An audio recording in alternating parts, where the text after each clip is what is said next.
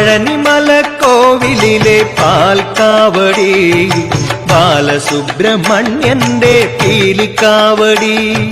Vel Muruga Sree Muruka, Vel Muruga ഹരോഹര, Sree Muruka ഹരോഹര, Arumukha ഹരോഹര, ആദിരൂപ ഹരോഹര. പഴനിമലക്കോവിലിലെ പാൽക്കാവടി, ബാലസുബ്രഹ്മണ്യന്റെ പീലിക്കാവടി.